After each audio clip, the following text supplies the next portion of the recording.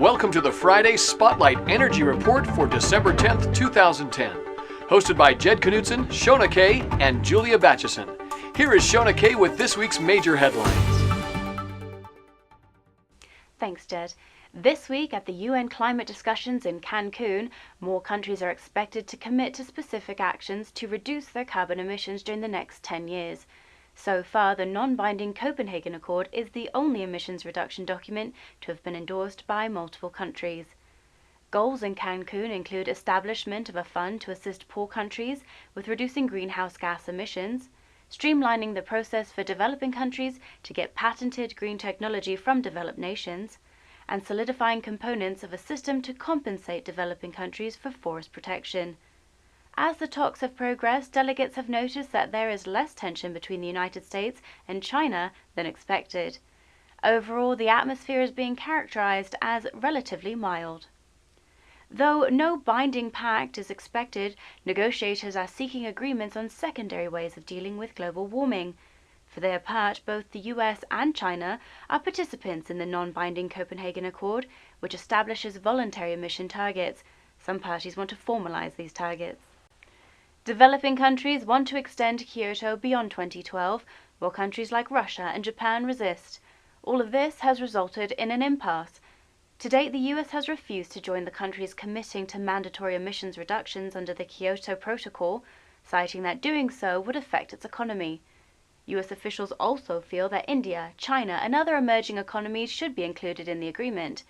These nations believe that reducing their emissions growth will cripple their already struggling economies. While there is some uncertainty regarding cooperation among nations at the climate talks, the European Union has decided to aid China in its efforts to establish a carbon trading scheme.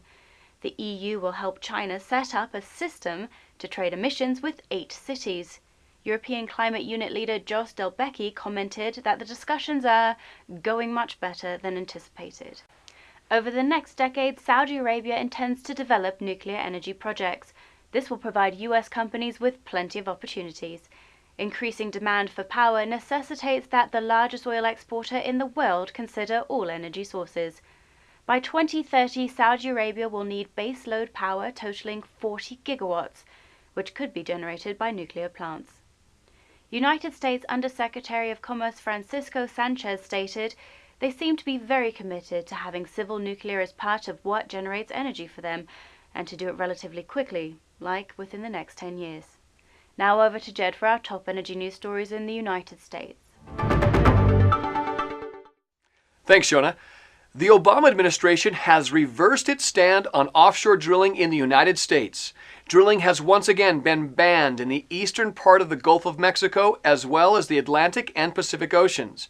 Interior Secretary Ken Salazar made the announcement of this information on Wednesday.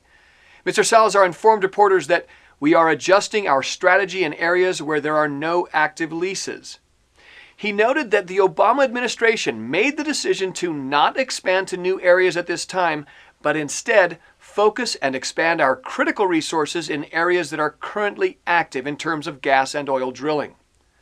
The new focus will be on active leases off the Alaskan coast and within the western and central portions of the Gulf of Mexico. Lease sales already planned in the Gulf now face delays until possibly early 2012. Interior Secretary Ken Salazar stated, "We are adjusting our strategy." Mr. Salazar pointed to the BP oil spill as a learning experience for officials. The most important lesson being learned, that we need to proceed with caution. The Pacific seaboard was unaffected by the new decision. It continues to be off limits for drilling within federal waters.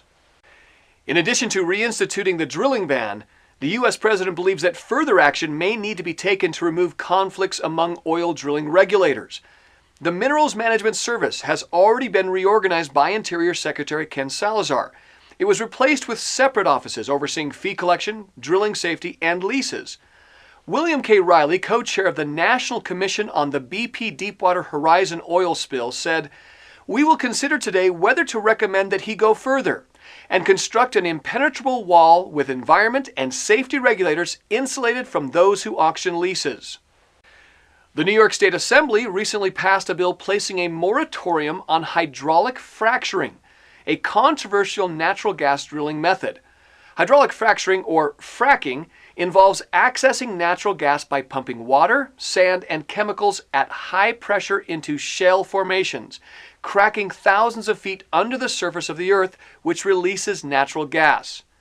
Hydraulic fracturing already takes place in West Virginia, Pennsylvania, and other areas. Chemicals pumped into the shale may be contaminating drinking water.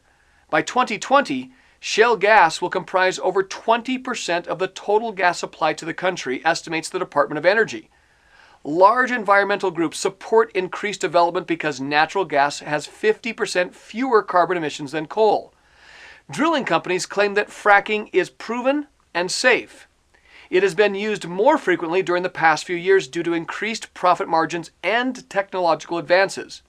The EPA plans to begin reviewing the practice in January and release a report in 2012.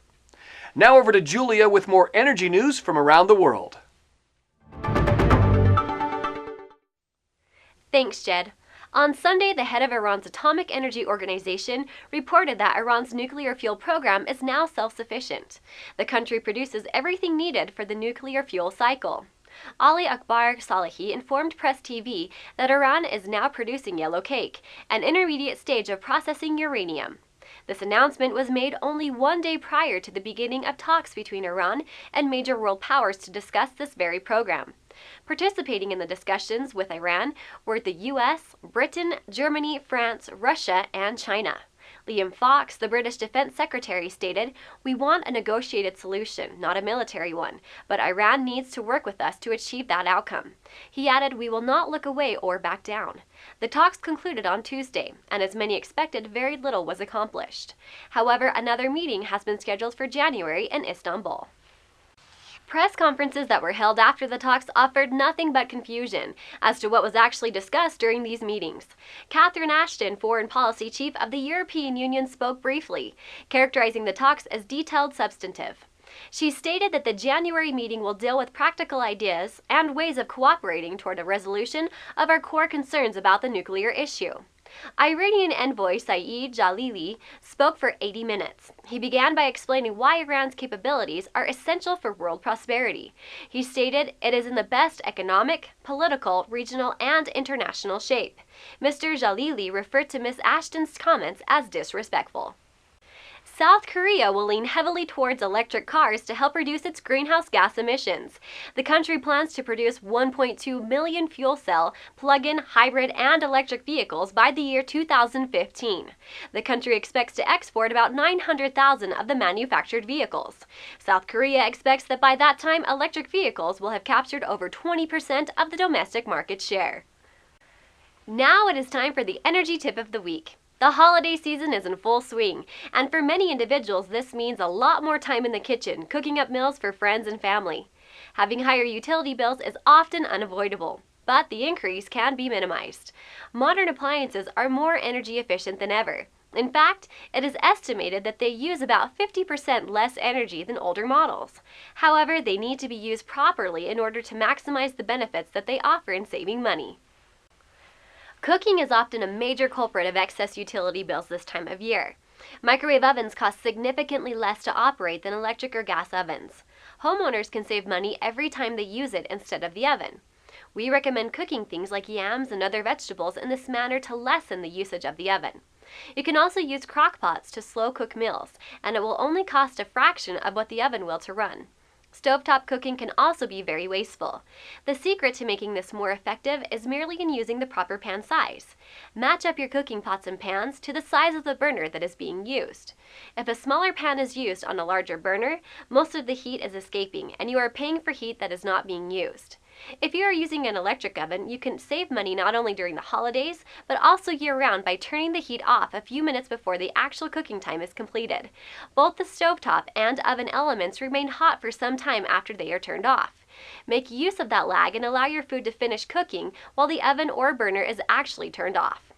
That is your energy news and tip for the week. For more headlines, visit us at worldenergymedia.com. This is Julia Batchison for Jed Knutson and Shona Kay at World Energy Media. Thanks for watching and have a great day.